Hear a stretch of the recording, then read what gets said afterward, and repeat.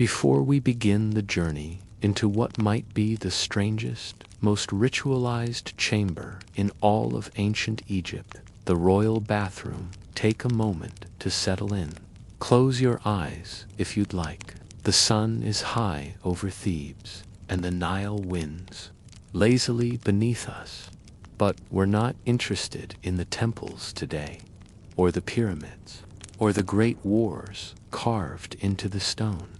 No, today we are simply going to the bathroom, or rather the pharaoh's bathroom, and it's nothing like you imagine. Because in ancient Egypt, relieving yourself wasn't just a biological process. It was a sacred act, an extension of balance, of Mat, the divine harmony that governed the entire universe, even waste.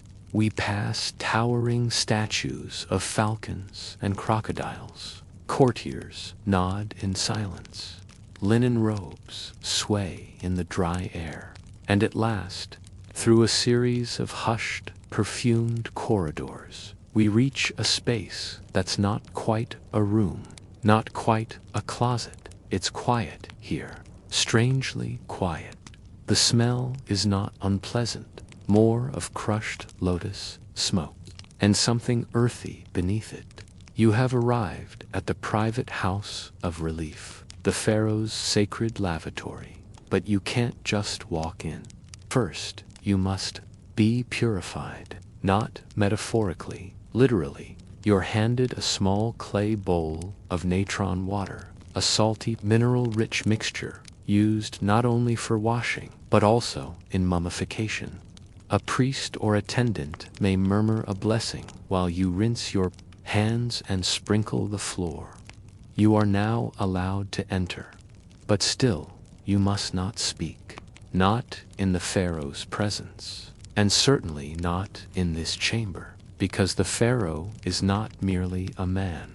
He is the living god Horus, an embodiment of divine power. And when a god visits the toilet, even that must be done with formality. Now, you might expect a grand golden chamber, glinting with treasures.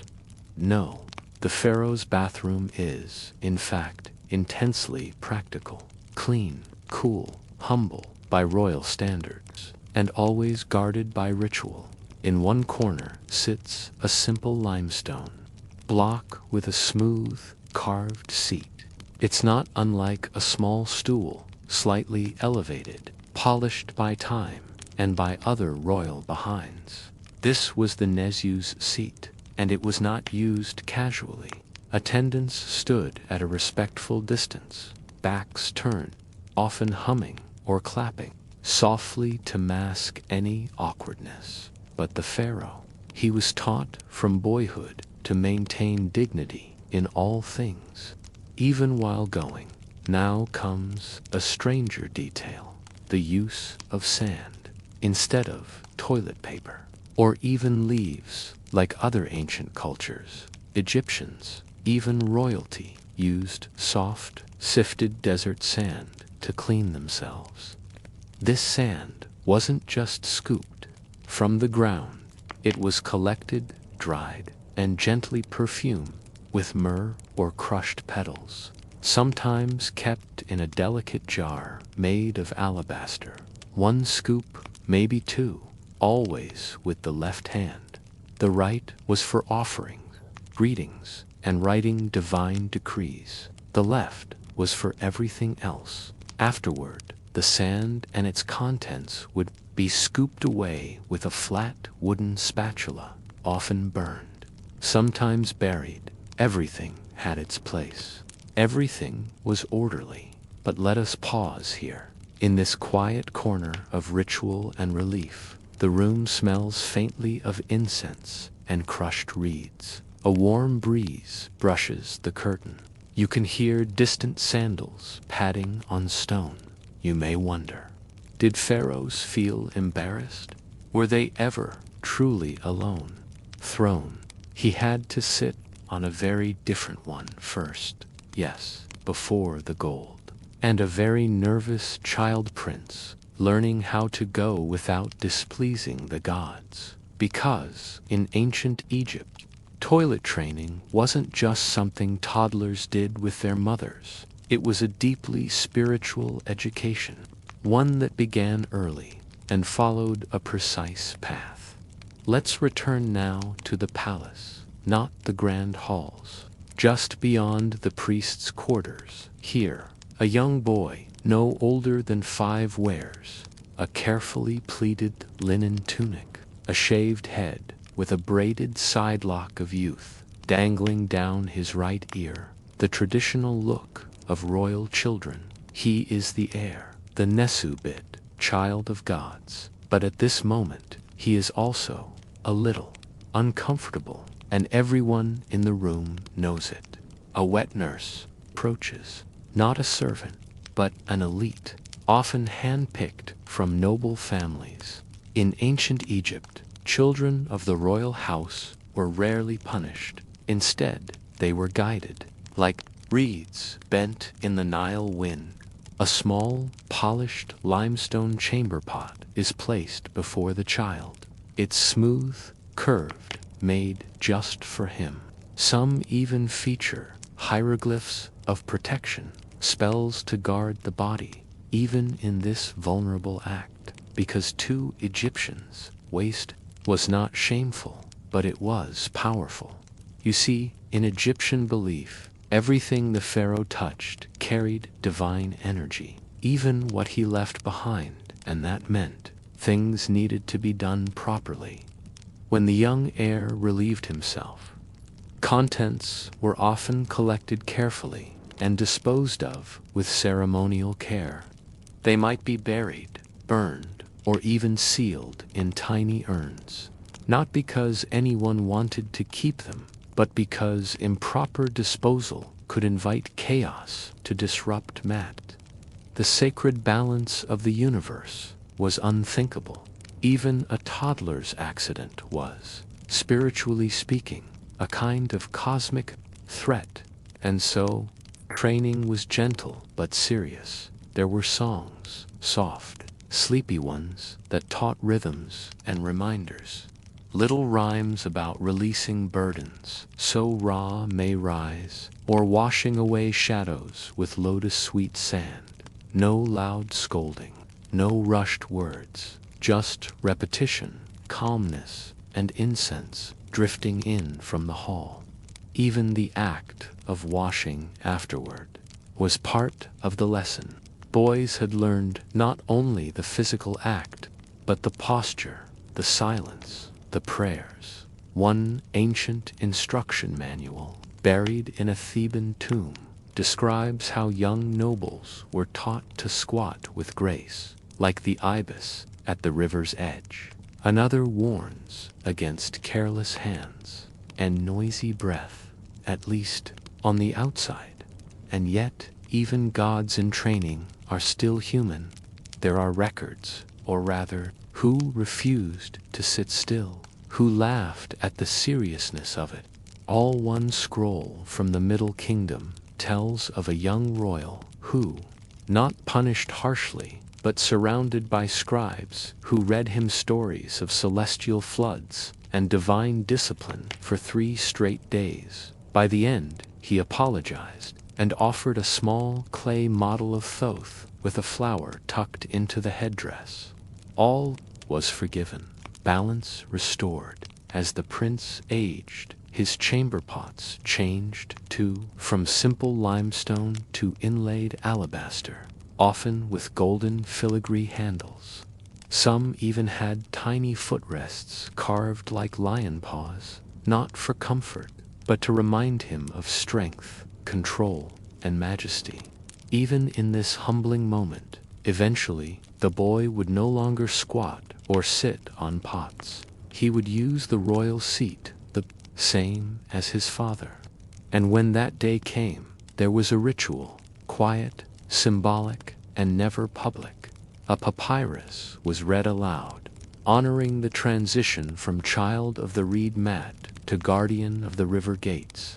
Because now, his waste wasn't just personal, it was state business. You might ask, were there accidents? Certainly. But unlike today, Egyptian royals did not hide from such things. They had priests and attendants whose jobs were to understand the body and to keep it clean, respectful, sacred, even if the pharaoh fell ill, even if he suffered in private. And every imbalance had a remedy, a chant, a balm, a poultice, or a silent walk to the sacred toilet beneath the stars. Let's linger here a moment. The young pharaoh, now perhaps 12, sits quietly beside the hearth in the winter palace. He has learned to eat slowly, to walk softly, to rise each morning with the sun and rest again with the moon.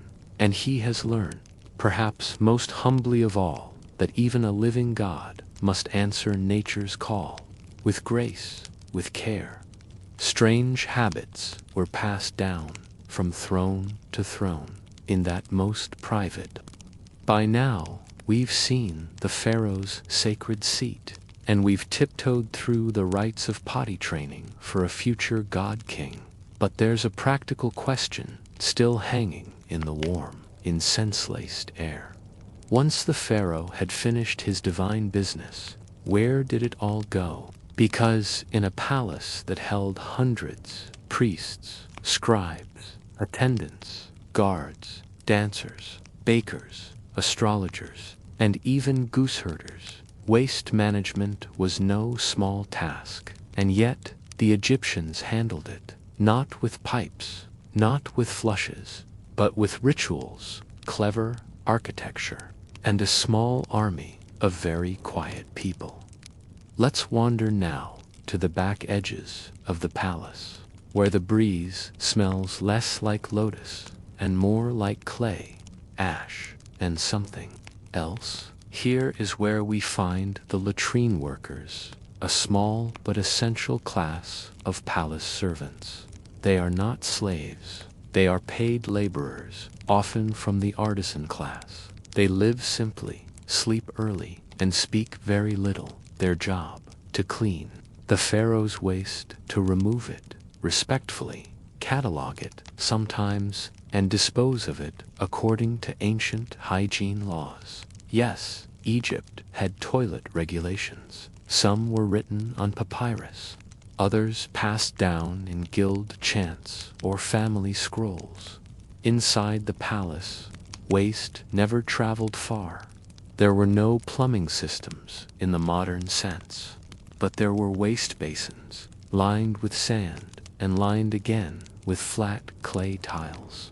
Each morning, and sometimes after royal meals, a team of attendants would enter the lavatory quietly, with reed baskets and hollow-handled scoops. The sand, scented, used, and now quite heavy, was carefully lifted, never dumped, and carried to the outer courtyard, where disposal priests waited. Why priests? Because anything that touched the pharaoh's body, even indirectly, was considered to carry his essence, and essence was not to be thrown away lightly. There were two primary disposal methods. One, the sacred burn in small clay ovens. The used sand was placed in shallow dishes, sprinkled with juniper resin, and slowly burned, while priests recited short verses about purification, the cleansing of the self, and the order of Ma'at. The fire was modest, more of a flicker than a blaze. Ashes were collected afterward and buried in sealed jars beneath specific palace courtyards. No one disturbed these burial spots. To dig them up was to invite bodily misfortune, or so the legends said. To the burial in the western ditch, the second method was more common in the provinces. Waste was taken to a designated trench, always to the west of the palace, the symbolic direction of death and the setting sun. These ditches were lined with limestone slabs and covered after each use with clay tiles. Some believe the pharaoh's ditch had lotus petals and prayers, mixed in a strange combination of sanitation and sanctity, even in waste. Beauty was required. But not everything came from the pharaoh. The palace held dozens of others, high priestesses, viziers, concubines, royal cousins, and guards. They too had lavatories, often more modest. Some used simple benches over ceramic pots. Others relied on chambers carved into outer walls, with angled channels sloping downward. Believe it or not, the palace architects had devised a primitive form of gravity-assisted drainage. It didn't go far, maybe 10 or 15 feet, but it allowed certain parts of the palace to remain fresher. These channels usually emptied into reed-filled sumps, where waste was covered with ash, sand, and herbs. If maintained daily, the odor remained low. If not, let's just say the crocodiles in the moat grew very curious. Now, you may wonder, did any of this waste end up used? Yes, but not in the way you think. In some temple gardens, especially in the more experimental periods, royal compost was applied to grow sacred plants, papyrus, lotus, henna. This wasn't common, but when it did happen, the compost was dried for weeks, smoked with incense, and then mixed with mud from the Nile's first flood of the season. The results: rich, dark soil and very, very talkative gardeners. Among the most peculiar records we have are from the labor logs of Deir el-Medina, a workers' village near the Valley of the Kings. Their toilet duties were rotated. Men were paid extra loaves of bread to remove waste buckets from overseers' quarters. The job was described as hot, humbling, and holy. One record reads, "Today, Horemheb removed the baskets of the scribe, Panab. He was paid in dates. The smell was strong. The gods will remember. A strange kind of glory, perhaps. But even the gods require janitors." And so the pharaoh's palace hummed along. Each part of the latrine system, however strange, however quiet, doing its sacred duty. The royal body was tended, its waste honored, removed, purified, its passage tracked like the stars above. You might think this is absurd, but to the ancient Egyptians, purity was everything. No moment was too small. No function to undivine, even a bowel movement, had meaning.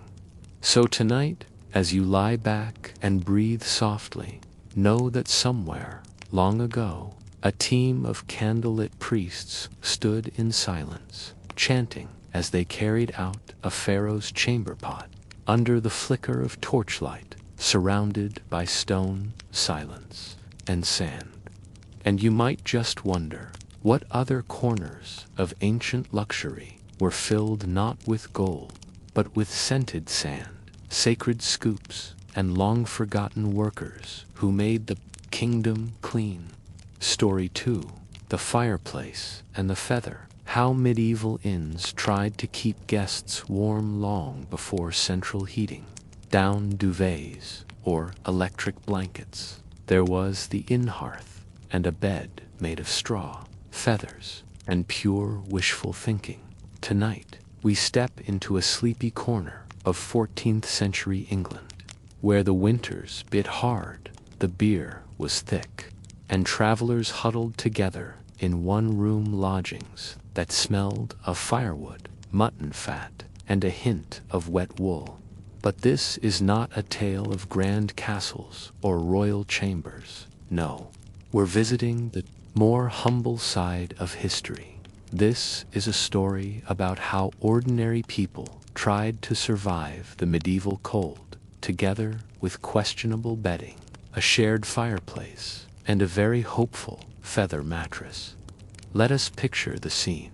You, a tired traveler, step off the muddy road into a stone and timber inn called the Golden Trout. It leans slightly to the left. Its roof is thatched. Its door cracks.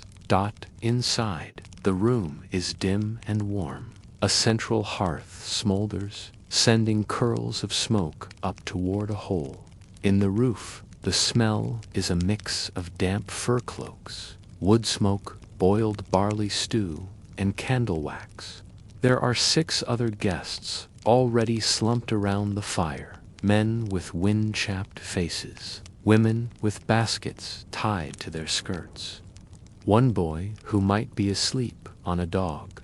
The innkeeper is already half asleep in a chair by the fire. He gestures vaguely toward the corner. There's space in the straw, he mumbles. Mind the goose, she bites. You shuffle across the creaky floorboards toward the sleeping pile. This is your bed tonight, a corner of straw and rags, shared by 2 other travelers, and yes, a goose who watches you without blinking. This might sound uncomfortable, but for most medieval folk, it was the best sleep they could hope for. Inns were rarely luxurious. They were places of necessity, rest, warmth, and a bowl of something vaguely edible. Beds were not individual. They were communal platforms, raised slightly off the ground to avoid rats, and layered with coarse linen or woolen sheets flattened. Feather mattresses stuffed with goose, chicken, or sometimes hay, and over that, patched quilts or heavy cloaks, often shared. If you were lucky, your corner of the mattress didn't slope too steeply. If you were unlucky, you rolled right into the person beside you, and personal space. It hadn't been invented yet, but the fireplace, the soul of the inn, was everything a good hearth meant the difference between a warm night and a bone-deep chill that stayed until March. Most inns had only one fire. It burned all day, tended by whoever was still sober enough to toss on a log or stir the ashes. Firewood was precious, often soaked, sometimes stolen, and always smoky. Guests slept in layers. Wool hose, linen, undershirts, 2 tunics, if you had them. Some tied warm stones into cloth and placed them at their feet, a medieval version of the hot water bottle. Others tucked dried herbs into their blankets, sage, lavender, mug, both for scent and for warding off night spirits, because cold wasn't just physical. To many, it was spiritual. They believed spirits traveled on cold air, and so they lit candles, whispered charms, hung tiny iron charms near their beds. One popular one read, keepeth away the chill of death and the breath of the moor. Very reassuring. Meanwhile, on the floor below your mattress, you might hear the sound of boots being removed, dogs curling up beside cloaks, the wet flop of someone placing a turnip near the fire, hoping to roast it without falling asleep. Some guests told stories. Others simply stared into the flames and dozed upright. It was a quiet camaraderie, not born of friendship, but of shared survival. The fireplace became the true bed. People leaned against it, lay near it, turned like bread on a spit to warm both sides evenly. In the morning, everyone would rise with stiff joints, sore hips, and ash in their hair. The fire would have died down to glowing coals, and the innkeeper, bleary-eyed, scratching his chest, would ladle out thick porridge with a bit of salt, and maybe a fig if you looked like you'd tip well. But in the deepest part of the night, before dawn, before the cock crowed, before the fire fully dimmed, that's when sleep was at its heaviest, wrapped in damp wool, shoulder to shoulder with strangers, dreaming of warmth and roast lamb, and maybe one day affording a bed of your own. That was the closest many ever came to comfort, and yet somehow they slept tonight. You do too. Let the fire crackle gently in your mind. Let the straw be soft beneath you, and the goose mercifully sleep without pecking your elbow. And if you wake cold, well, roll a little closer to the fire. Someone already left room. The fire may have been the heart of the medieval inn, but the bed, such as it was, played its own crucial role in the survival of winter. Tonight, we peel back the layers of what it meant to sleep in a place where no one slept alone, where bedding was more strategy than comfort, and where the humble feather could be the difference between frostbite and dreams. Let us return to our sleepy English in the Golden Trout, where you, dear traveler, have tucked yourself more or less into a shared pile of something that vaguely resembles a mattress. It is not a mattress, it is a sack, more accurately, a canvas sack, loosely stuffed with goose down, straw, rags, and on rare occasions, lavender stems. It has not been fluffed since the last harvest. There are clear depressions where travelers have sunk before. Some of them may still be here, buried deep in the middle. The medieval idea of a bed was less about comfort and more about layers. Layer 1, the bed sacking. This was a coarse, woven sheet of fabric, usually wool or hemp, stretched across a wooden frame if there was one. Sometimes it was just laid on a plank or straight on the floor. It kept you off the cold ground, or at least tried to. Layer 2, the straw, ticking stuffed with straw, rushes, or old rags. This tick added bulk and a scratchy sort of cushion. Fresh straw was a luxury. Most inns replaced it seasonally, so by wintertime it was, well, lived in. Guests often shook it out before lying down, watching small bits of grain and the occasional insect leap dramatically into the air. Layer 3, the feather bed. If you were lucky, this was the high-end layer, usually reserved for the innkeeper or wealthier patrons. Feathers were expensive and precious, plucked by hand, cleaned by river, dried in sun. The middle-class traveler might get a bed that was half feathers, half memories. A good feather bed wasn't soft, it was dense, like sleeping on a stubborn cloud that resented your weight. Layer 4, the coverlet. This was the outermost layer, often a quilt, sometimes a patchwork of cloaks, or even flattened sacks. It was heavy, woolen, and smelled faintly of whatever it had been near last. If you were truly fortunate, you had a shita blanket hand, second blanket hand, someone beside you to share them with, because in medieval inns, body heat was the real blanket. Sleeping alone wasn't just rare. It was often considered strange. Most beds were shared, even with strangers. Travelers curled up shoulder to shoulder or back to back, conserving heat like penguins on a glacier. A good sleeping position was key. The curl, arms tucked, knees drawn, up, cloak overhead. Excellent heat retention. The sprawl, a riskier move, as limbs might drift into unfamiliar territory. The sandwich, two sleepers side by side, with a third layered like meat in the middle. Toasty, but socially complex. And yes, sometimes people snored. Sometimes they talked in their sleep.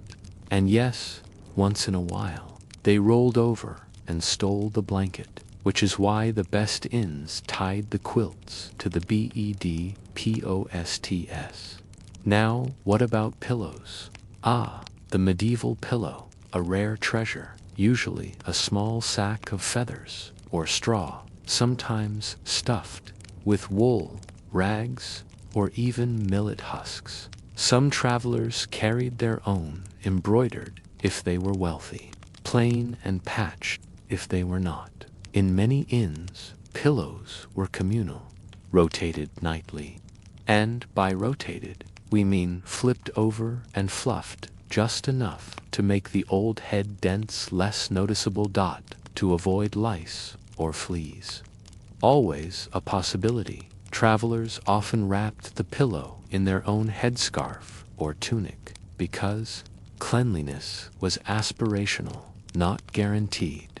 And speaking of unwanted guests, let us not forget the bedfellows no one invited: fleas, bedbugs, mites, and the occasional bold mouse. The best inns kept herbs in the mattress, pennyroyal, wormwood, tansy, all believed to repel vermin and bad spirits. If a mouse dared cross the mattress at night, guests were known to toss small clumps of straw at it, muttering something rude but half asleep. The goose, meanwhile, if still nearby, would honk once and fall back asleep. Apparently, geese weren't bothered by mice or anything. Still, amidst the straw and feathers, the snoring and sneezing, there was a strange peace. People slept, they dreamed even of harvests and saints, roast lamb and green fields, of warm pies, clean sheets, and beds with springs, though they hadn't been invented yet. And when the wind howled outside, they pulled the quilt tighter and shuffled a little closer to the warmest body in reach. No one said anything. No one needed to, because surviving winter was a shared act, a nightly agreement made in silence, an SNUGGLES. So, if you're still awake, imagine now that you are wrapped in wool on a soft but scratchy pile of ancient straw and feathers. Your knees are warm, your elbows have found space, and someone near. The fire just added a log, so the room glows again with soft amber light. Sleep comes not with silence, but with company, soft breathing, shuffling limbs, and the warm scent of hearth, smoke, and hope.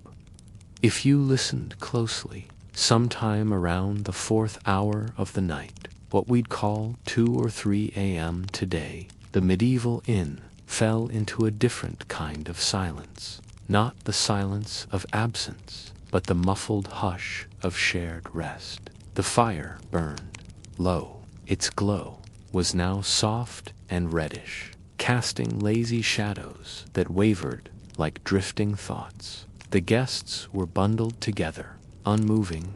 Only the occasional sigh or the stretch of a cramped foot beneath a tattered quilt broke the quiet. Ash-colored mutt near the hearth had stopped scratching. The inn slept, and in that fragile space between midnight and dawn, something curious happened. Dreams, not the dreams we expect today. High-definition stories, full of drama and inner narrative. No, these were more like shapes, sensations.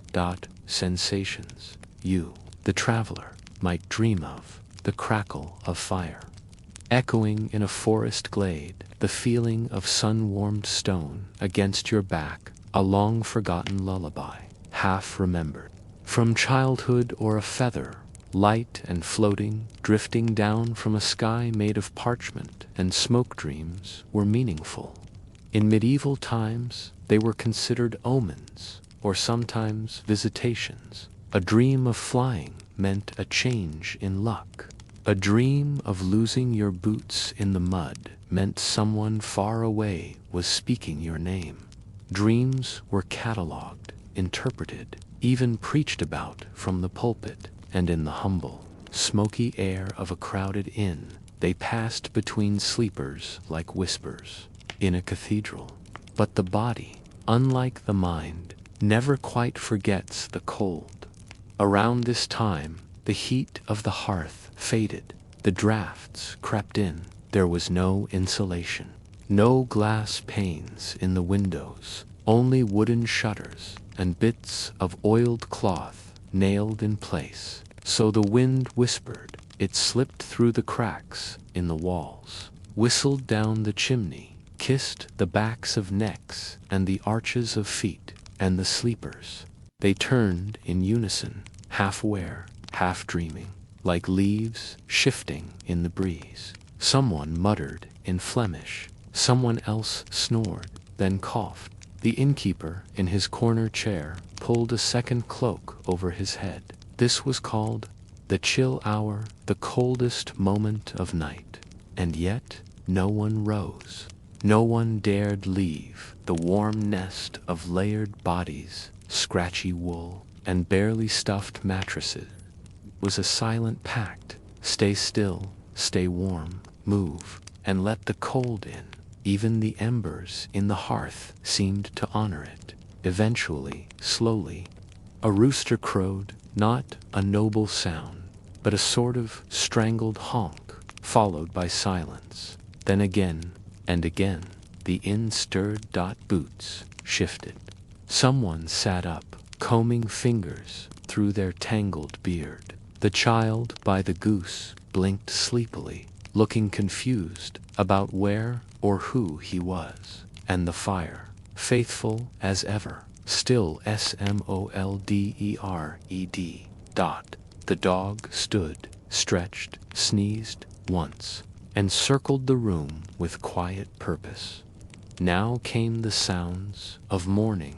Wooden bowls scraped across the table, ale being poured. Yes, for breakfast, a pot of porridge bubbling over a fresh log placed on the hearth, the murmur of guests preparing to return to the cold road. Blankets were folded, or at least shoved aside.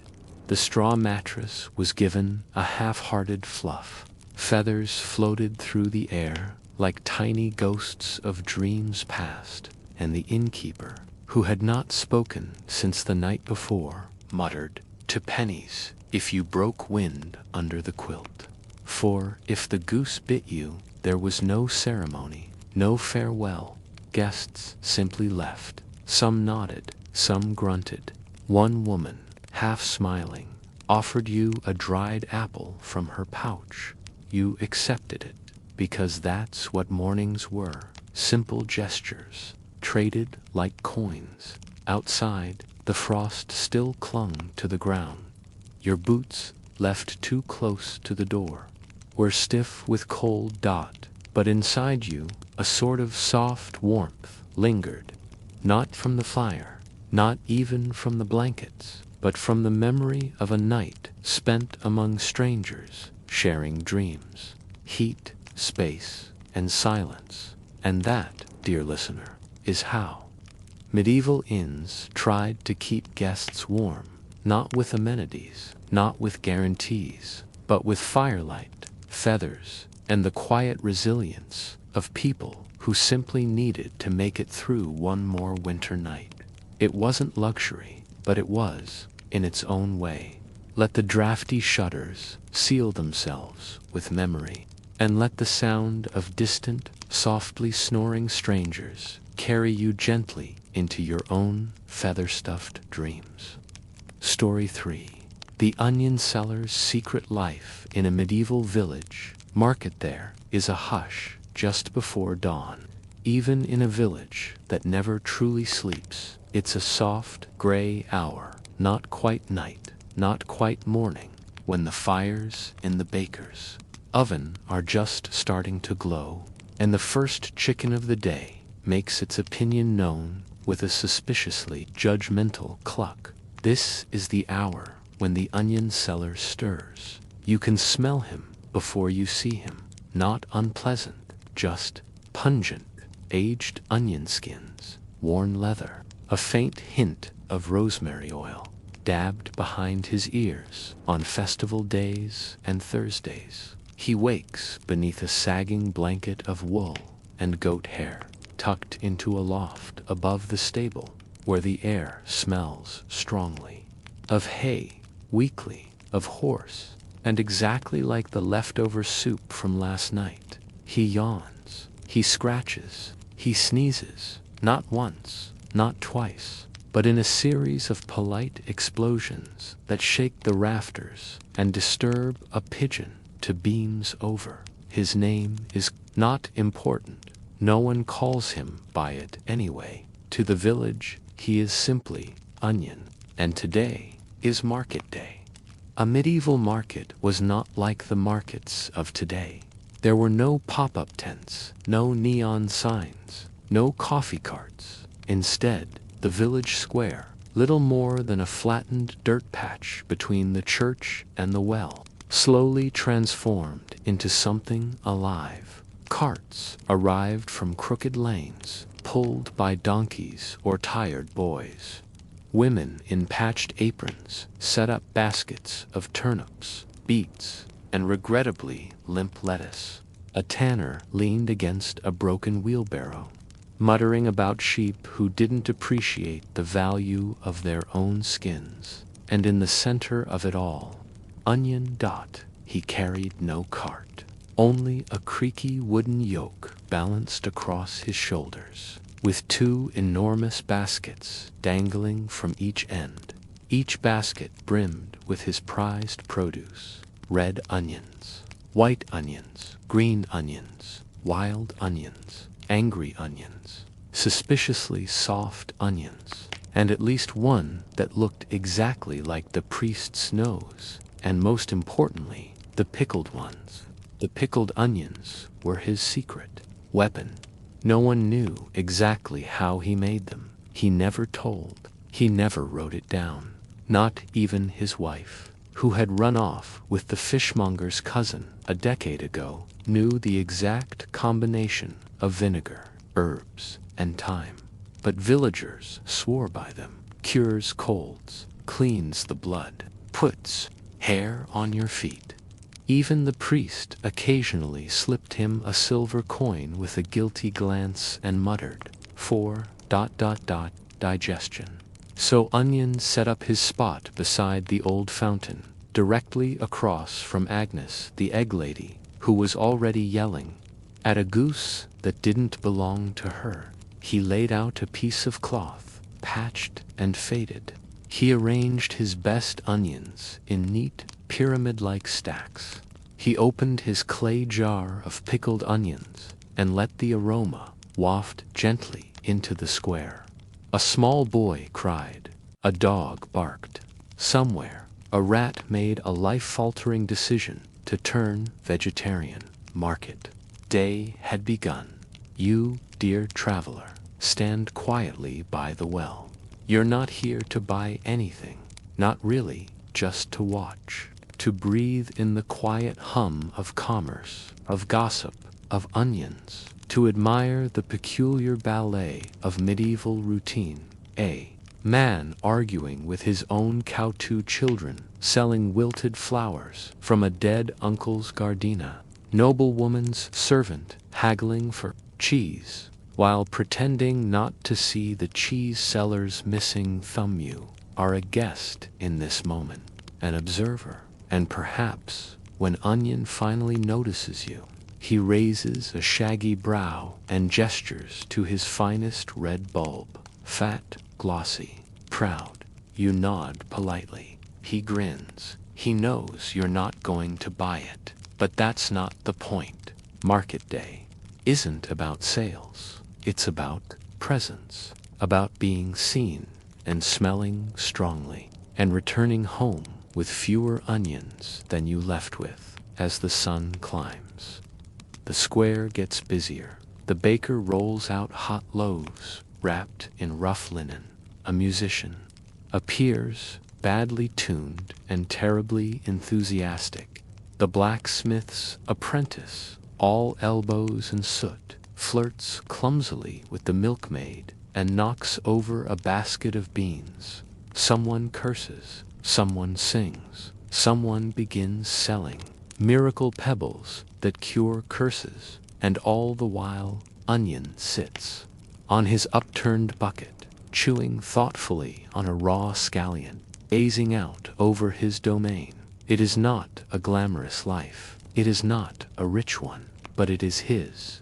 a quiet place in the wheel of the seasons, predictable, pungent, and oddly peaceful. And as you linger by the edge of the crowd, smell of onions mingling with yeast and sheep, you begin to feel safe, safe in the rhythm of things that have always been: turnips on Thursdays, church bells on feast days, and a man named Onion who would be there next week, and the week after that, long after the pickled jar ran dry, by the time the sun reached its highest point, though you could hardly see it behind the thick quilt of gray clouds.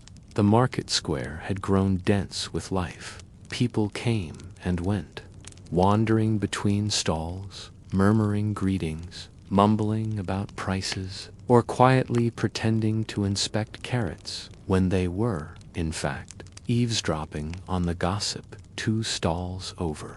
The air smelled of onions, wet wool, and roasted chestnuts, and then, just as the tanner began his 4th monologue of the day about the scandalous laziness of sheep, it started to rain.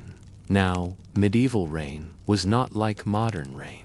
It didn't fall neatly in Instagram-friendly droplets or poetic mist. No, it splatted heavy, sudden, unapologetic, within seconds. The dirt underfoot turned to a dark slush, and boots made that squitching sound with every step, the kind of sound that makes a person question every life decision that led them to this moment. The priest opened his umbrella.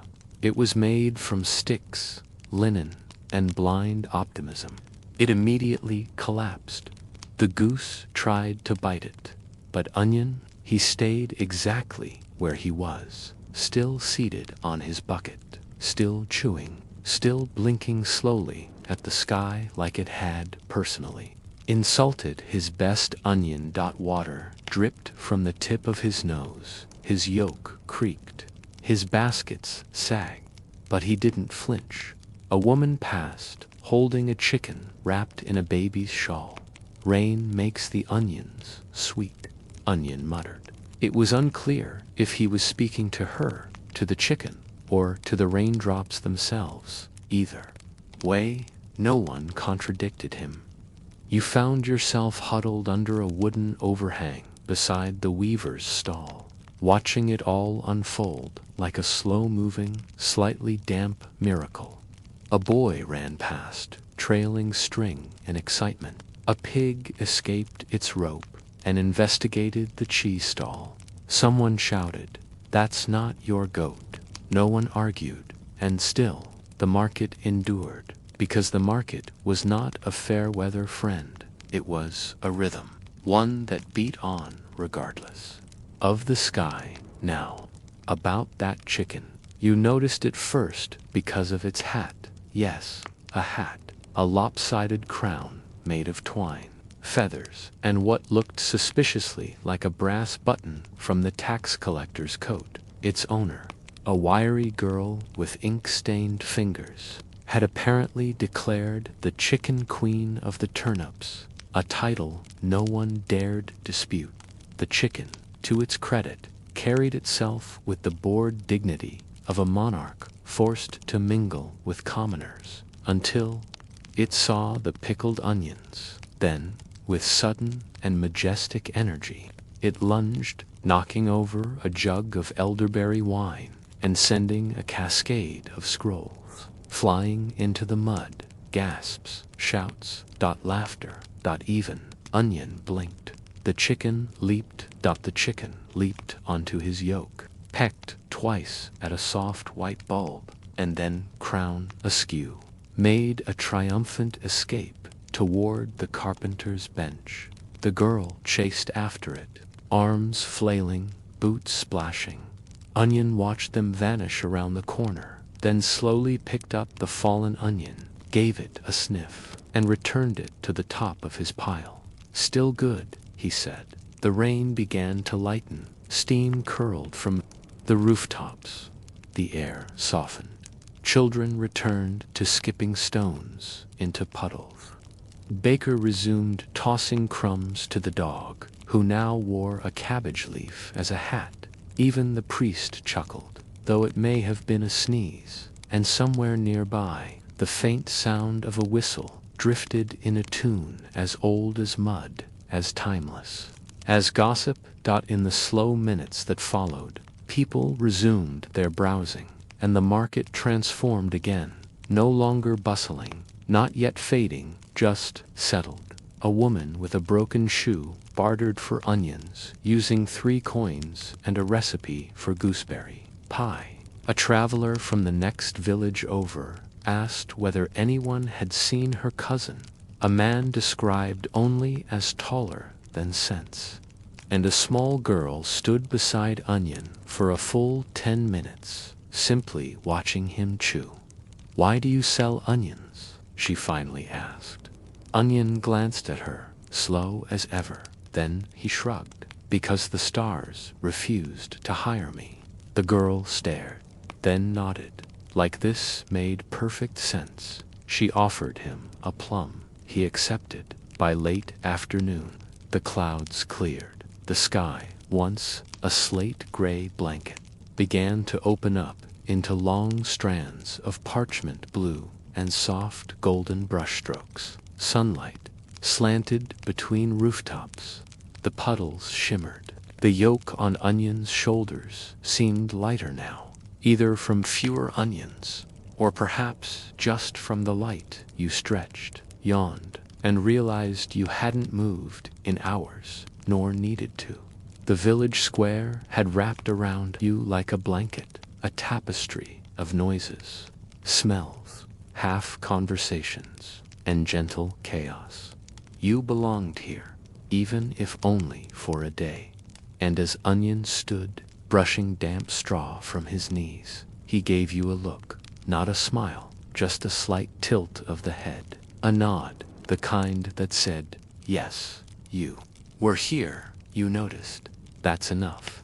Then he lifted his baskets. The pickled jar rattled gently, and he walked on. By the time the sun began to dip behind the crooked thatched roofs, the village square had quieted, not empty, no, never truly empty, but slower, the kind of slow that feels like someone folding a wool blanket, deliberate, careful, content. The voices had softened. The animals had calmed. Even the goose had finally settled near the church steps, its wings tucked, crown slightly askew, but proud as ever. And in the middle of it all, Onion was counting.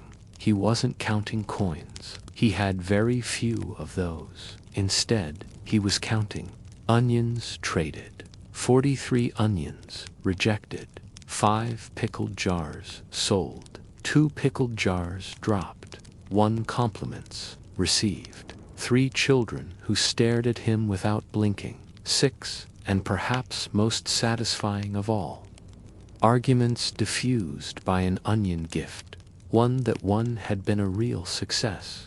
A young couple, newly married, already regretting it, had been bickering near the bread stall about the price of soap. Onion had silently approached, presented them with his finest red onion, perfectly round, with the faintest scent of rosemary, and walked away without a word.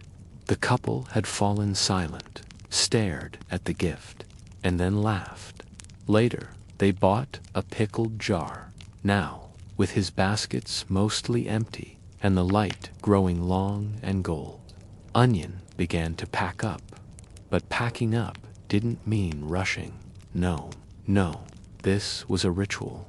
First, he took a small cloth and gently polished the remaining bulbs, as if to thank them for sticking around.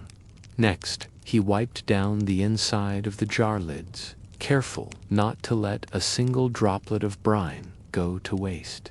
Then he folded the market cloth with such deliberate slowness it was almost a lullaby. He sighed, not the heavy sigh of exhaustion, but the lighter one that comes from a job done properly.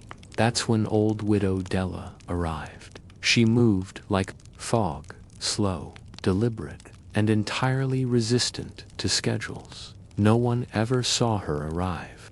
No one ever saw her leave. But she was always there at dusk, and she always came for one thing. The secret ones, she said. Onion didn't ask. He never did. He just nodded, reached into his sleeve pocket, and pulled out a tiny cloth pouch tied with faded blue string. He handed it to her with both hands, solemn as a knight bestowing a relic. No one knew what was in the pouch. Some said cloves, some said dried onion skins soaked in dream water. Some said nothing at all, just warmth. Della tucked it into her sleeve. Same time next week, she said, then disappeared behind the apothecary's stall like a breath on glass. By now, most of the square was empty. A few dogs sniffed at leftover crumbs. Someone swept the mud with a bundle of reeds tied to a stick. The musician, long since given up on money, was playing a lullaby to the setting sun, his fingers soft on the strings, and still. Onion sat on his bucket, chewing, staring at the sky. His job was done, but the day was not. There was one last thing left. A boy, maybe 10, maybe 12, approached, skinny, socks mismatched, eyes too wide for his face. He didn't speak, just stood there, then finally asked, "How do you know which onions are sweet?" Onion blinked slowly. Then, surprisingly, he patted the empty spot beside him on the bucket. The boy sat. The sky glowed like melted copper behind the trees. World softened. "You don't," Onion said at last. "Not always. But the ones that make you cry, those are usually worth it." The boy nodded, like this was the most reasonable thing anyone had ever said. They sat there in silence a while longer. A final breeze stirred the square, and in the distance, a door creaked closed as the stars began to prick through the twilight. Onion finally stood. The boy had fallen asleep against the fountain, hat over his face.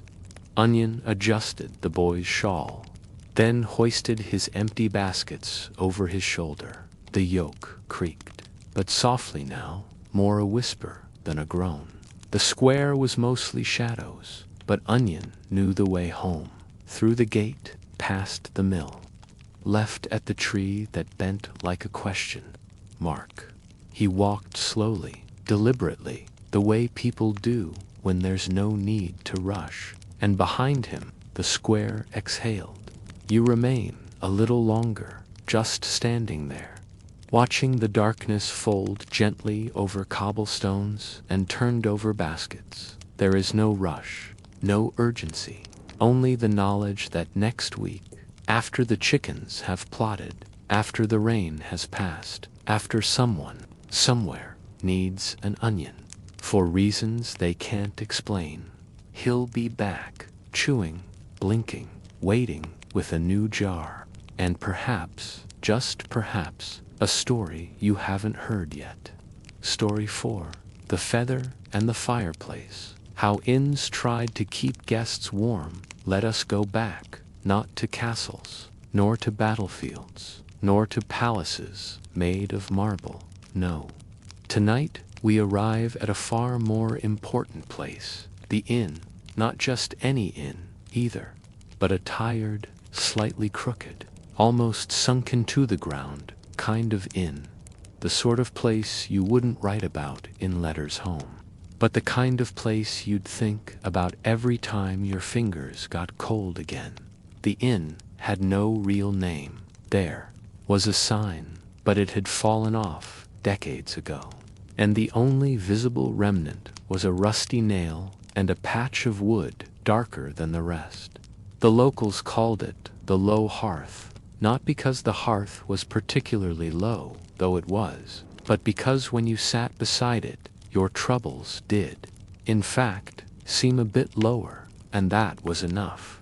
You arrived late, not too late for soup. but late enough that most of the bowls had already been taken, and what remained in the pot was mostly carrots and that one suspicious potato that always refused to soften, no matter how long it boiled. Still, it was warm, and that, more than anything, mattered outside. The wind howled like an unpaid bard.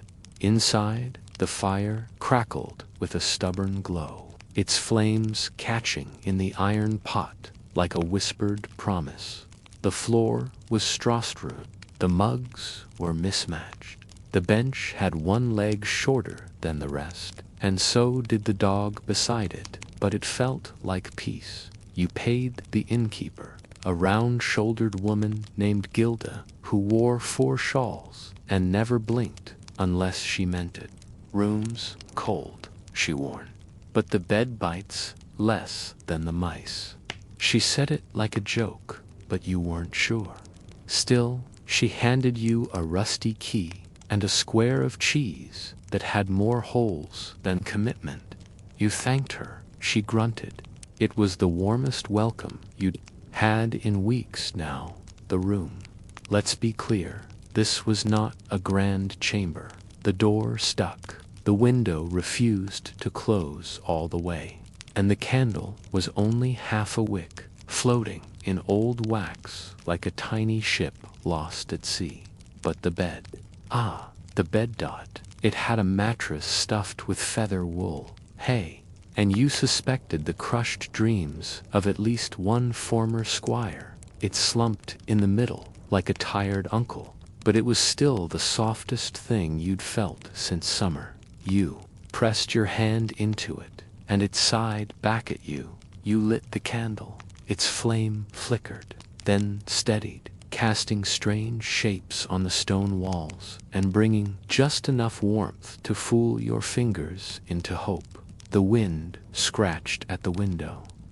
Fire below crackled dot, and somewhere in the hallway, someone sneezed with such drama it could have won a local theater contest.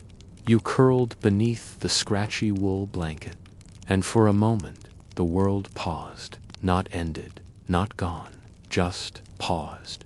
This is the quiet truth of medieval inns. They weren't luxurious. They weren't spotless. They didn't serve delicacies, but they were real. A bed, a bowl, a place out of the wind. At this inn, on this night, you were not a hero. You were not a knight. You were not a scholar destined to reshape the world. You were a guest, a tired, quiet, grateful guest, wrapped in a blanket, listening to the sigh of wood smoke and the occasional grumble of someone who'd had too much mead. The wind howled again. Gilda shouted something about closing the hatch. The dog downstairs barked once, then settled again, and you drifted, half asleep, half listening, and entirely warm. But just before your eyes closed, just before sleep took its slow, velvet grip, you heard something strange, a creak, soft, rhythmic, from above, or perhaps below, and then a quiet voice, maybe the voice of the wind, maybe not, said something you couldn't quite catch. Only 2 words made it through. Feather thief. You didn't fully wake, not in the jolted, eyes-wide sense. It was more like drifting up through layers of wool and quiet into the edges of awareness, the kind of half-sleep where thoughts blend with dreams, where reality wears soft slippers, and that sound was still there.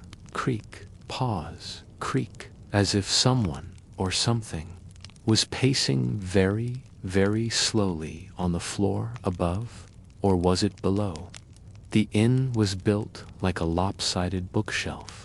Nothing in it was quite level, and every room seemed to exist on its own unique tilt in time and space. You sat up. The candle had burned out. The window was fogged with breath. The blanket had bunched around your knees like a protective little hill. The fire downstairs was still glowing, but dimmer now, a sleepy orange heart in the hearth, and that sound was gone except for the wind, which sighed against the shutters like an old friend being turned away. You wrapped the blanket around your shoulders and tiptoed to the door. It opened with a sound like a polite groan. Outside, the hallway was bathed in the faintest flicker of lantern light. One single flame perched at the far end on a wobbly wooden stool. Dust floated in the beam-like sleep itself, and somewhere, someone coughed. Now, there were 7 rooms in the inn. Room 1, always rented by the cobbler who snored like a bagpipe. Room 2, sometimes empty, sometimes occupied by strangers with too many cloaks. Room 3, Gilda's, though she often slept by the fire instead. Room 5, where the chimney leaked but the floor was warm. Room 6, home to a cat with one eye and no manners. Room 7, yours. Room 4 had no door, just a flat wall where a door might have been. Once, no handle, no hinges, no frame, just stone. You pressed your hand against it. It was slightly warm, like someone had just left.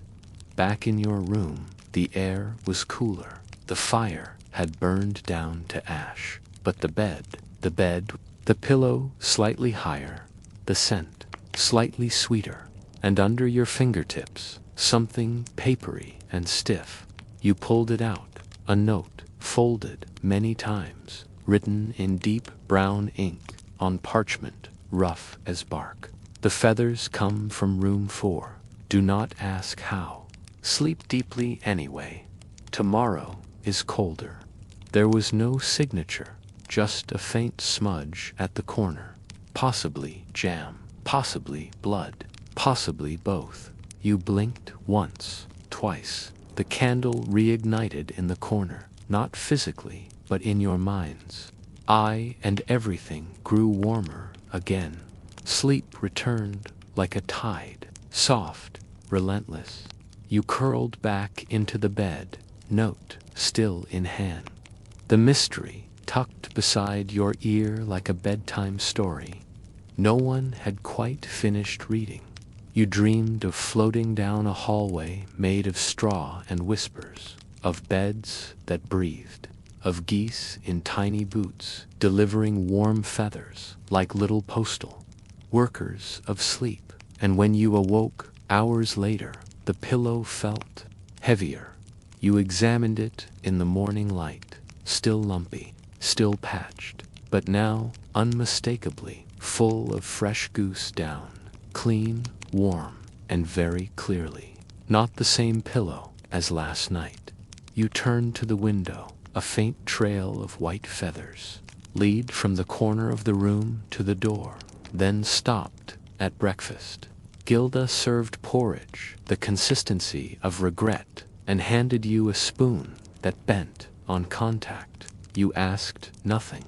She offered nothing, but she did refill your bowl. Twice. A man at the next table whispered, "Room 4's just a broom cupboard." Another muttered, "Room 4's where they keep the good dreams." A child piped up, "Room 4's where the bed grew legs," and walked away, and no one corrected her. You left the inn before noon, full rested, and slightly confused, but warm all the way through. And for the rest of that week, whenever you closed your eyes, you could still feel the weight of that new pillow, still smell the faint scent of goose feather, and something far older, something like trust, or perhaps wool and mischief. You could have left it there, a soft bed, a strange note, a mysterious night that gave more warmth than question. But you didn't, because that's the quiet truth of old inns. They pull you back, not with glamour or wealth or promises, but with the gentle curl of smoke the scent of barley stew, the way someone says careful instead of goodbye. So you returned. Not right away. Weeks passed, seasons turned. You traveled, worked, forgot, but the chill eventually returned, that old ache in the knees, the sharpness behind your knuckles, the wind that slipped under every cloak, no matter how tightly you tied it. And you remembered the warmth. The inn hadn't changed, still crooked, still low, still unnamed, though someone had drawn a tiny fire symbol on the beam where the old sign used to hang.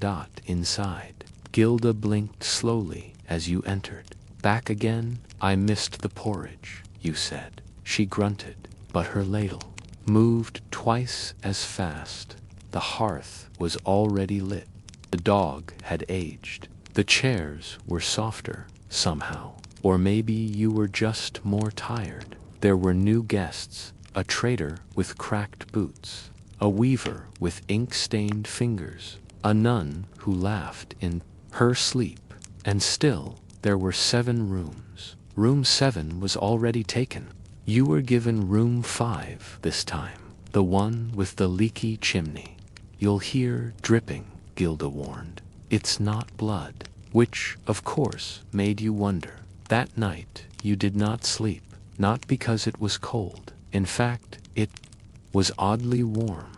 The hearth kept popping. The bed had 2 blankets, and your pillow, soft as whispering wool. But you stayed awake, listening. And at some point, just past the hour, when most fires die down and dreams deepen, you heard it creak.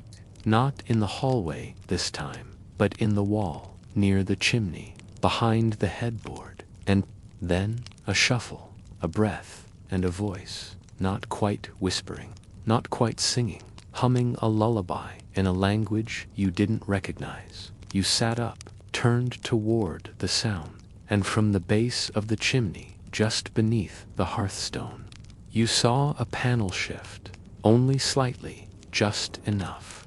You rose, stepped across the floor, barefoot, the stones cool and curious beneath you, knelt before the hearth, slid your fingers along the edge of the panel, and it gave, smoothly, like a cupboard that had always been waiting.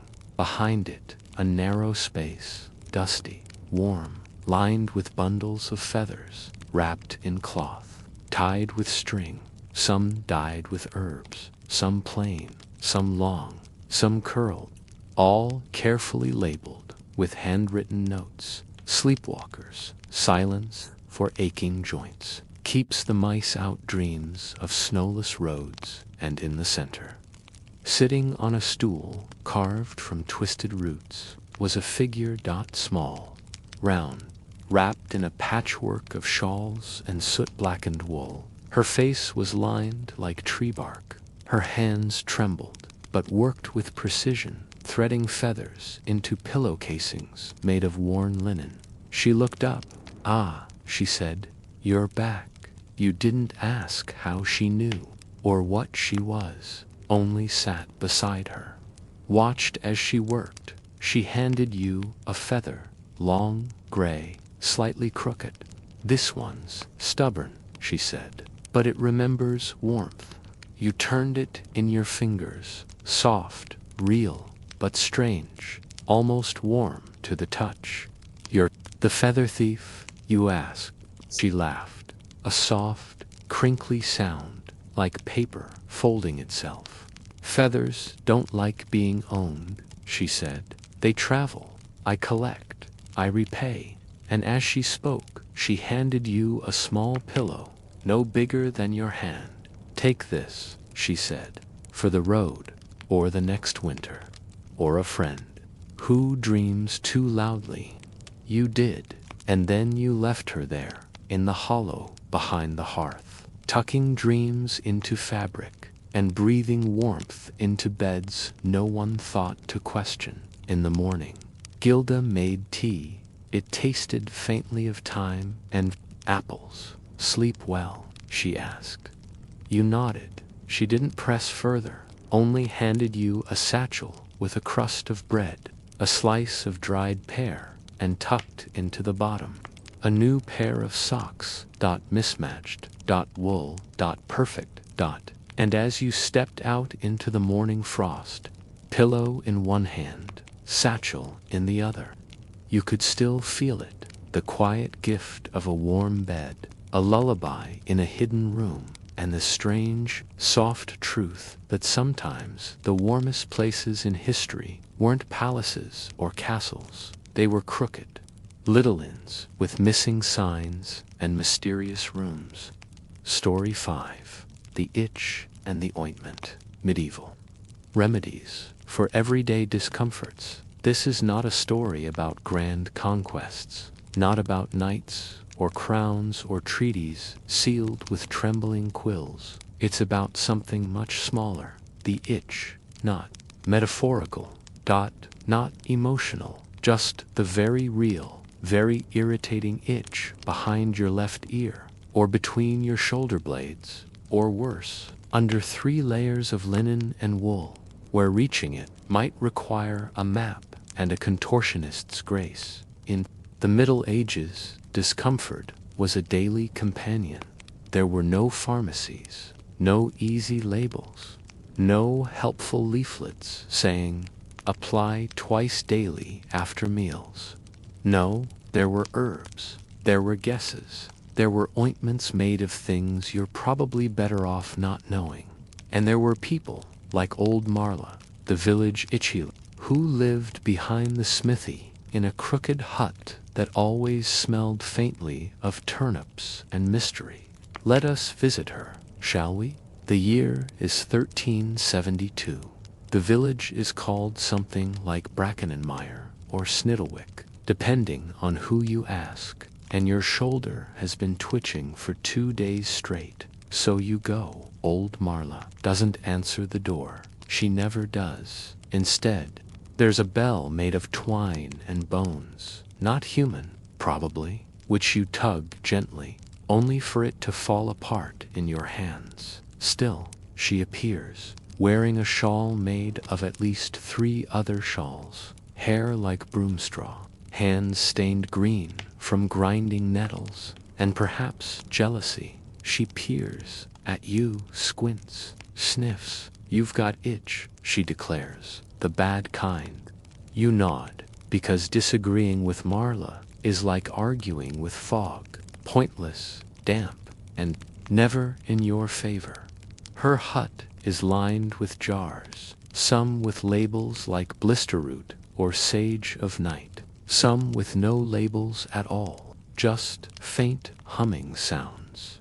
She pulls down a pot labeled Itchgo in faded ink, opens it, and promptly smacks your shoulder with a cold glob of something that smells like vinegar and moss. Don't scratch it, she says. Or do. It's not my back. In the Middle Ages, skin ailments were both common and mysterious. Was it a rash, a curse, a bad meal, an argument with the town goose?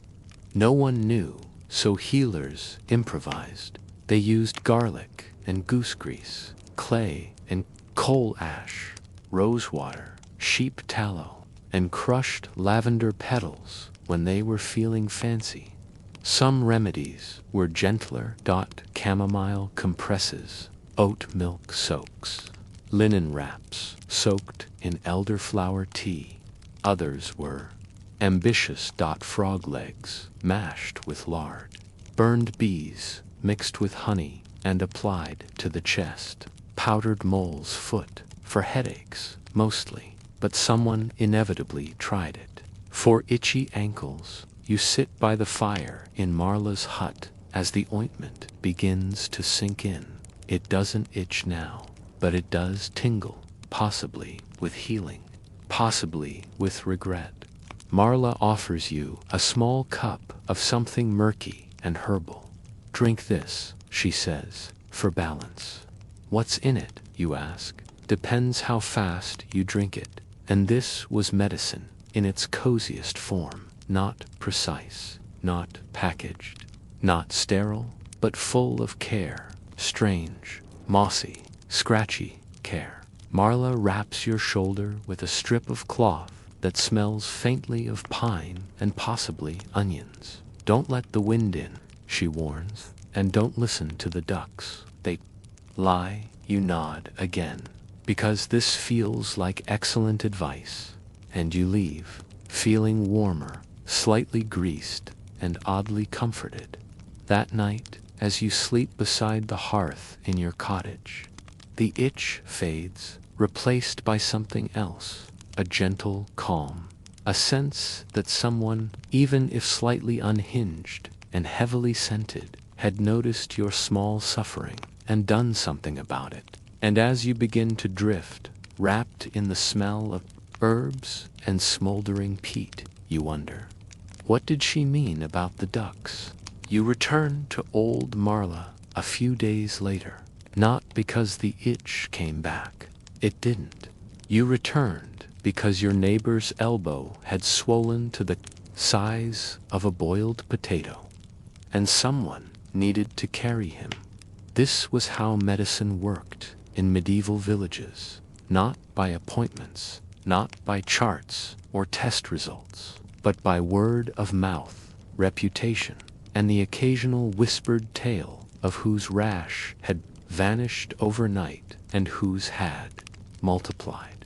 Marla took one look at the neighbor, a quiet, hay-smelling man named Tib, and sighed. "That's not swelling," she muttered. "That's beetles." You blinked. Tib blinked.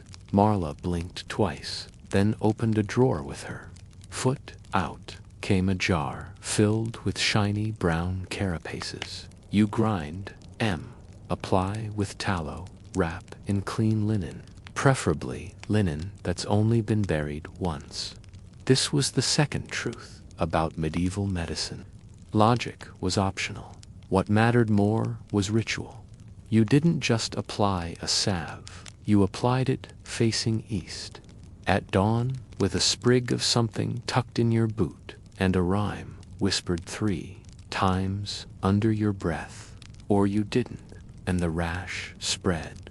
Either way, there was a rhyme for it. In the winter months, when colds and coughs crept through cracks like fog, the village bathhouse became a second infirmary, not heated, not private, but steam-heavy, herb-scented, and full of stories.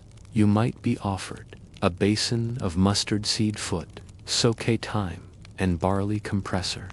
If you were lucky, rosemary-infused sheep's milk, slightly warmed and rubbed across the temples, with murmured prayers. And then the rumors would begin.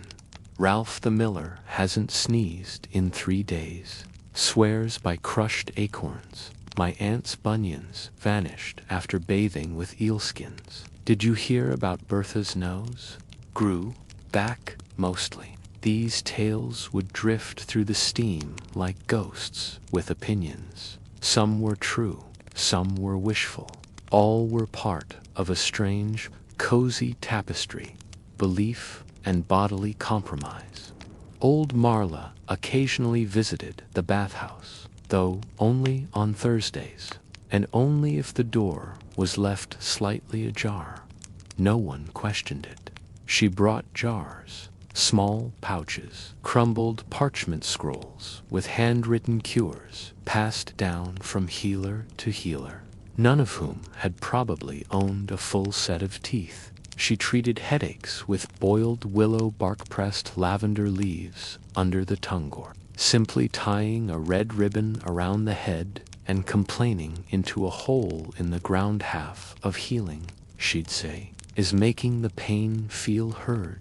And then there were the phantom itches, not fleas, not scabs, just the curious sensation that something was crawling.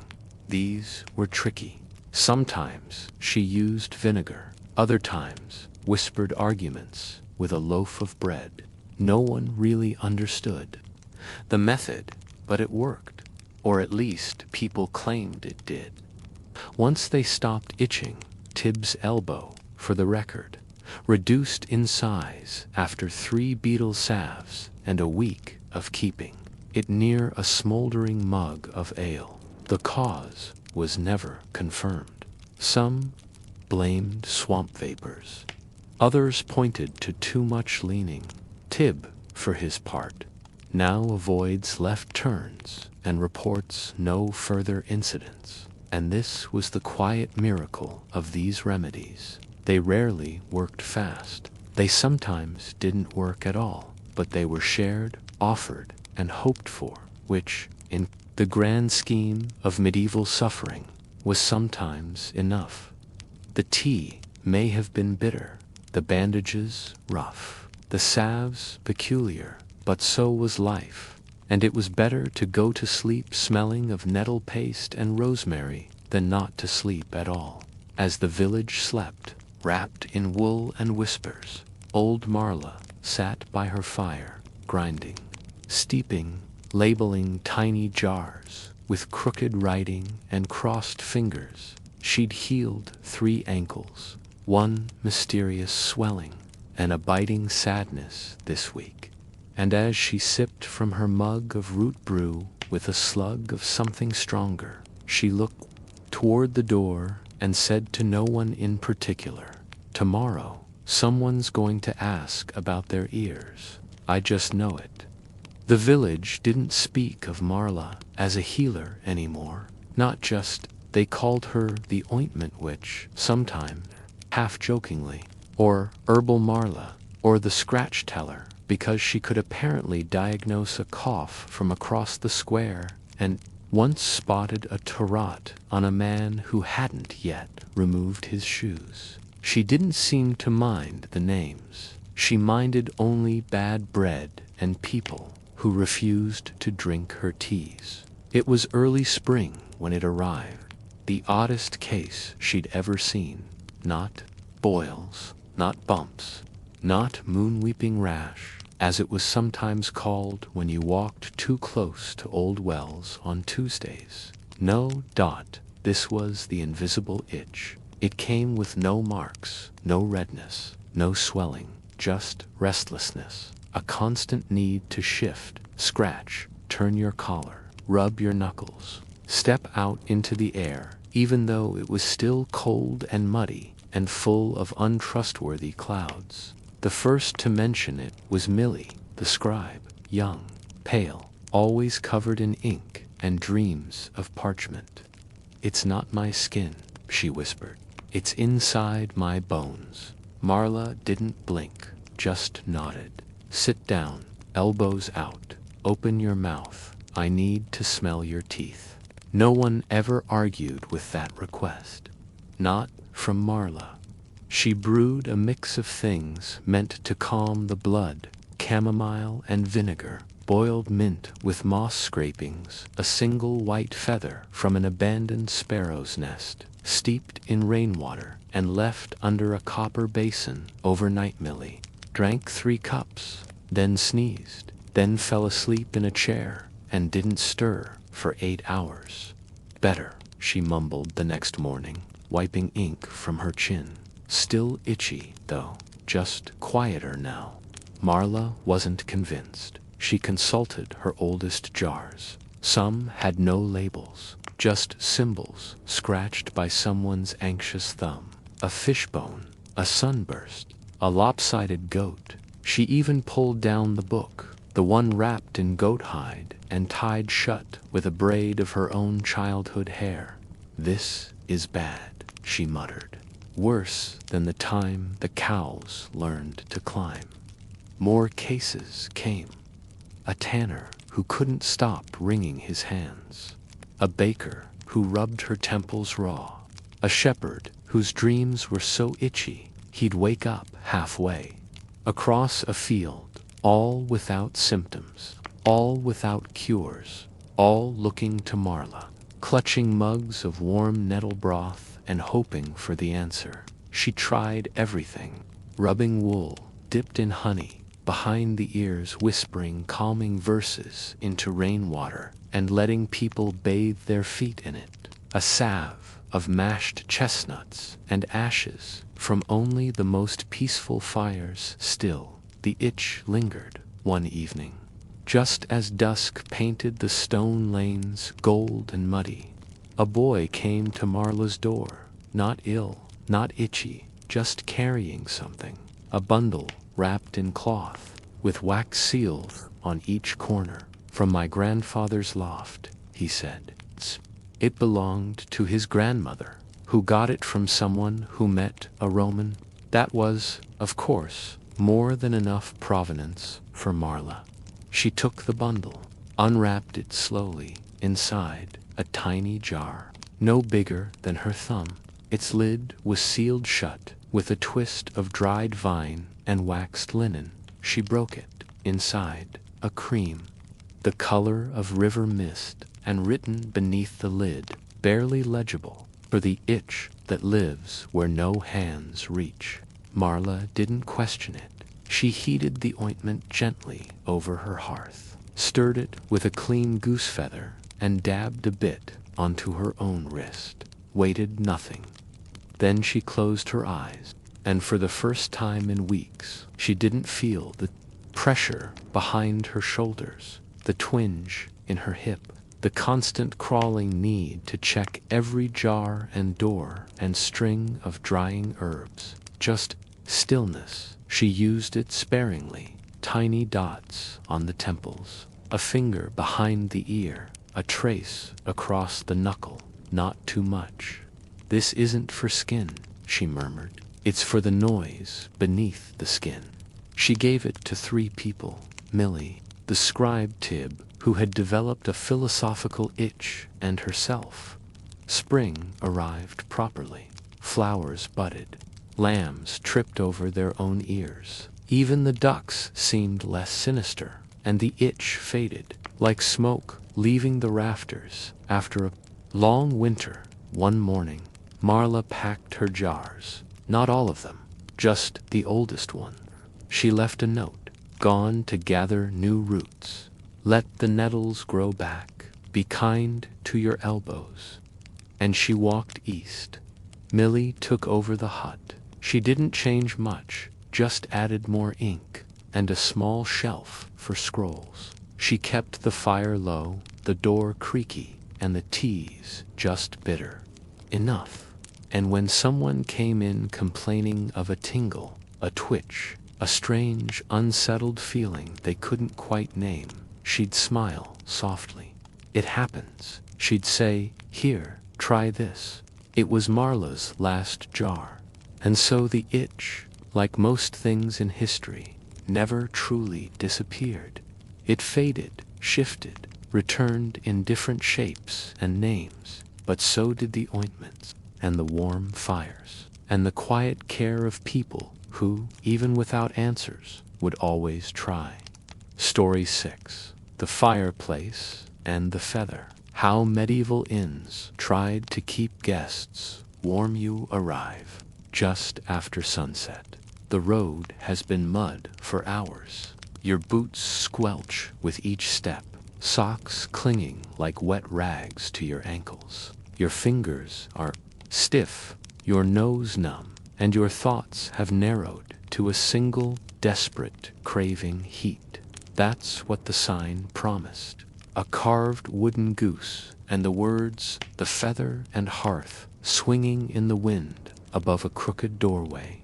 Inside, warmth, rest, and ideally, no mice in the bedding. You step in immediately. Soot. Medieval inns weren't cozy in the modern sense. There were no velvet cushions, no glass windows to shut out the draft, just fire, or the memory of one, and whatever insulation could be gathered from straw, wool scraps, and stacked bodies. But still, it was better than the road. The common room glows a deep orange-brown, like burnt bread crust. A hearth crackles off-center, flames half-choked by last night's ash. 3 benches circle it, 2 of them full of travelers with damp cloaks and the vacant look of people who've stared at sheep for too long. You find space on the floor near the fire. The floor is warm, and that here counts as luxury. Behind a low wooden counter, The innkeeper stirs something in a pot with more smoke than flavor. You ask for a bed. She nods once, gestures toward a dark hallway, top floor, left side. Mind the stair. It dips. You pay in buttons and a sprig of dried thyme, this week's acceptable currency. She tucks them in a jar, marked December. Your room is more of a loft. The ceiling slopes like a drunk ceiling might. The walls are made of timber. And gossip. The mattress, if it qualifies, is stuffed with straw, some of it still scratchy with field dust. A single blanket, coarsely woven. A window, oiled parchment instead of glass, flutters in the breeze. And in the corner, a small iron pan, cold now. But you recognize its purpose, a bed warmer, tonight, if you're lucky. Someone will heat it over the fire and tuck it beneath your blanket before you climb in, if you're very lucky. It won't already be full of someone else's foot soot. The room comes with one shared feather, not a pillow, an actual feather, hung from a string above the bed. The inn's charm, supposed to bring dreams of warm soup and dry shoes. Someone added a face to it, in charcoal. It smiles at you. Slightly crooked, you decide not to question it. Back in the main room, the inn fills, tinkers, shepherds.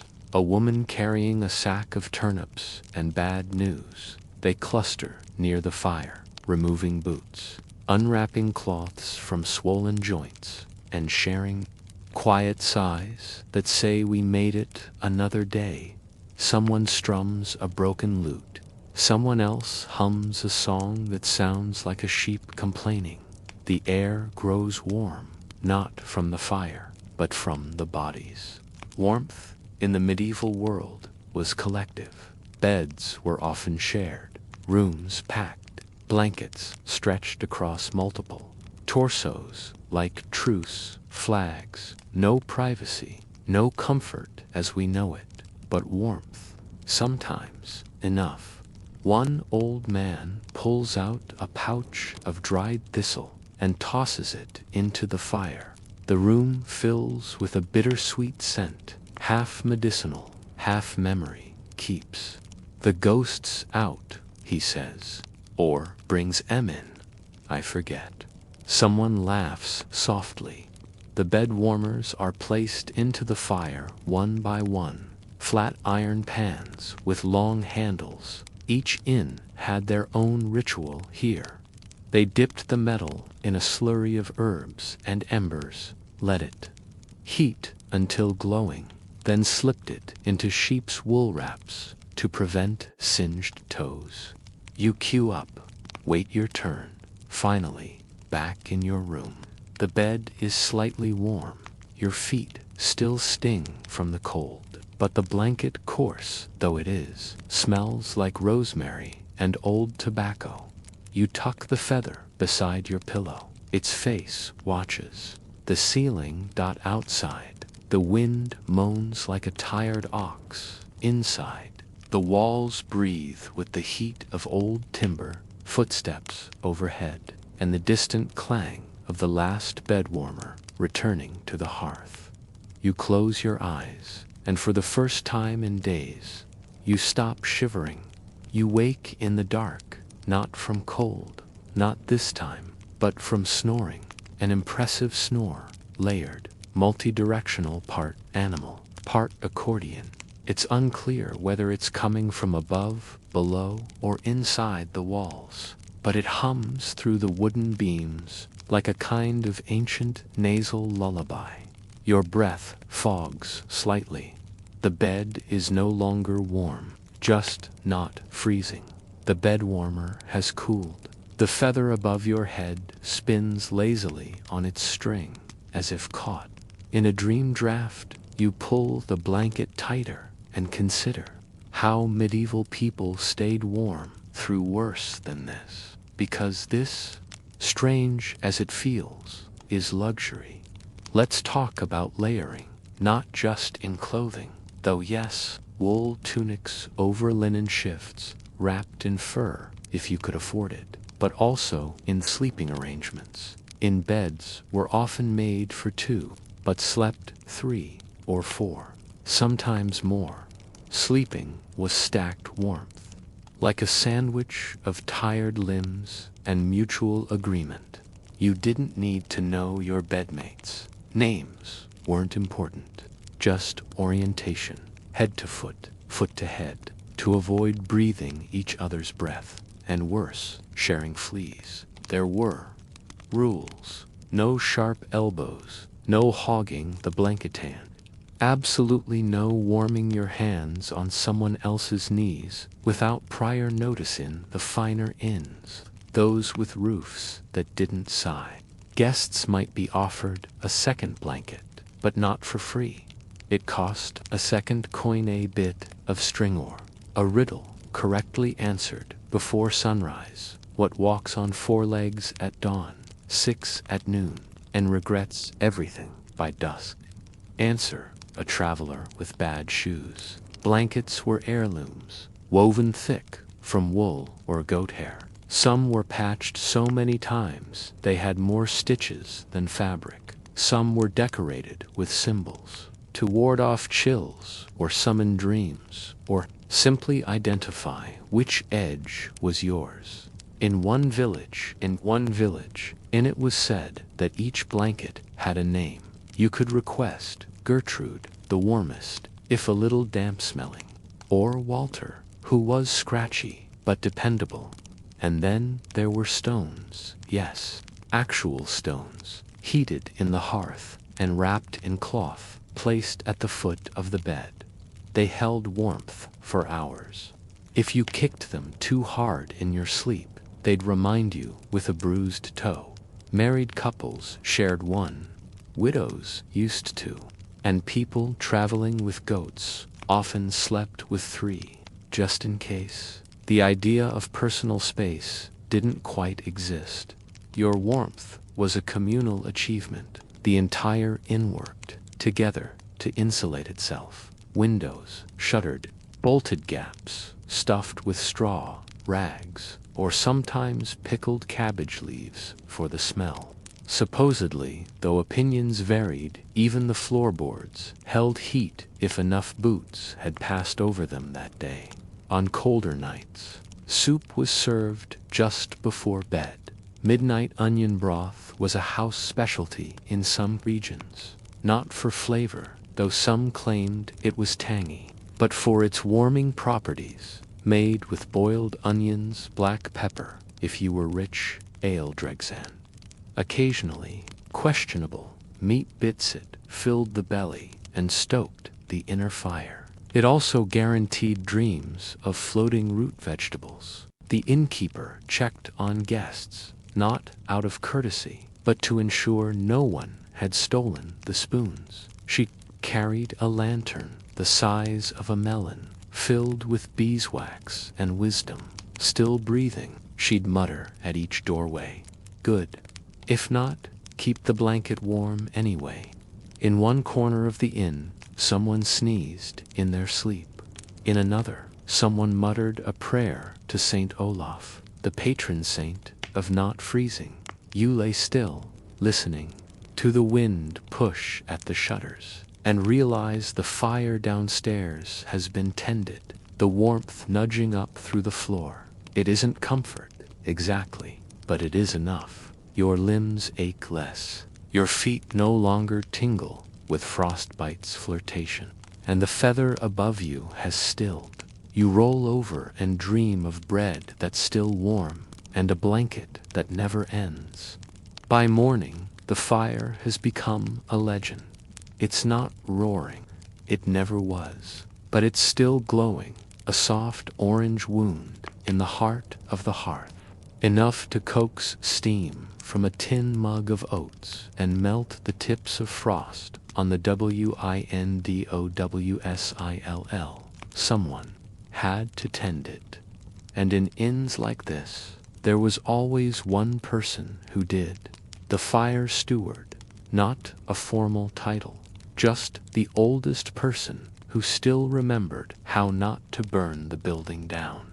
In it was a woman named Marna. No one knew how old she was, just that her hands were square as bricks, and she had once thrown a thief out using only a ladle.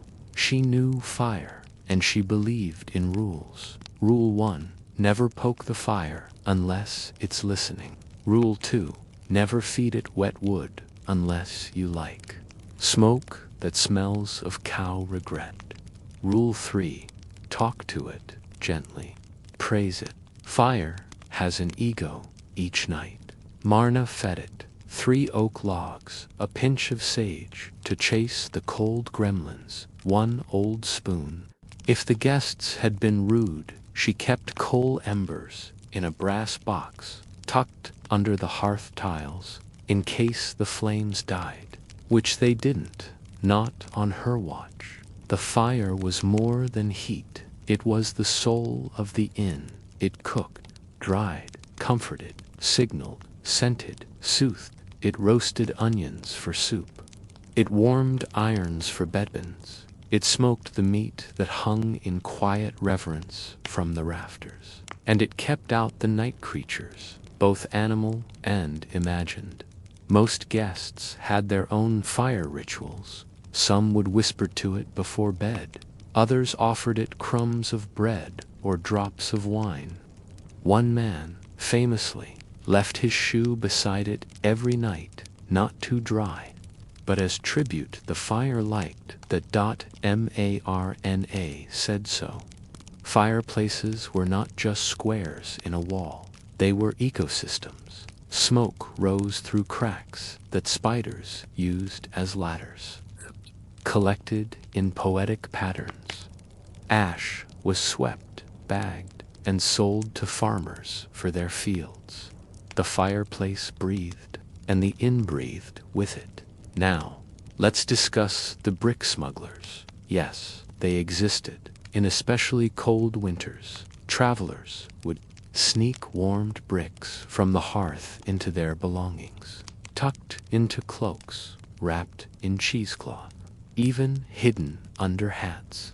One infamous guest in 1389 made it nearly 4 miles with a still warm brick under his hood before being caught when steam rose from his head like a saint's halo. His punishment. Week of stoking the fire without stealing from it. Then came the portable footstools, box-shaped, filled with hot coals, carried under long skirts or draped cloaks. They warmed toes, ankles, and anything else within 4 inches. Some inns rented them out for a coin, a story, or a clean joke. Dirty jokes cost extra. Guests also relied on body insulation, not clothing, alone but hair. Beards weren't just fashion statements. They were face blankets, and mustaches were nose scarves. It's said that in one alpine inn the beards of 5 sleeping men tangled together so thoroughly they woke as a single organism. They had to eat breakfast as a team until someone found a knife. Women often slept in nighthoods, wool caps tied under the chin. Children shared sacks of hay with only their eyes visible. And in petscats, dogs, a chicken or 2 were tolerated for their heat more than their charm. If a cat curled on your blanket, it was bad manners to move. They were thermal blessings. But the best warmth was always shared memory. Stories told around the fire had their own temperature. Tales of how someone's uncle survived a blizzard by drinking warm ale through his boot. Legends of a knight who wore sheep wool under his armor and never got frostbite. Even poems, slow, clumsy, and rhymed mostly by accident, brought comfort because warmth wasn't always from flame. Sometimes it was from company, and as you packed to leave the inn, cloaking your body in yesterday's warmth, wrapping cheese in your last dry cloth. You glance once more at the hearth, still glowing, still alive. You nod to Marna. She nods back. But only once. Too much heat would make her soft, she claimed. You step into the cold morning, but inside your cloak pocket you carry a tiny ember of this place with you. Not literally. You learned from the brick smuggler's tale, but the warmth stays. It always does. Asterisk. And that ... brings us to the end of tonight's quietly uncomfortable journey through smoky rooms, shared blankets, and softly glowing hearths, if you're still awake. Thank you for wandering these slower corners of history with me. And if you're already asleep, well, I hope your dreams are warmer than a wool-lined bed in a creaky medieval inn before you drift off for good. Don't forget to subscribe to the channel for more gently boring tales like this one. We'll be back soon with more forgotten routines, odd customs, and long-lost lives, told slowly, softly, and just boring enough to help you rest. Until next time, sleep well and stay warm, even if it's just in your imagination.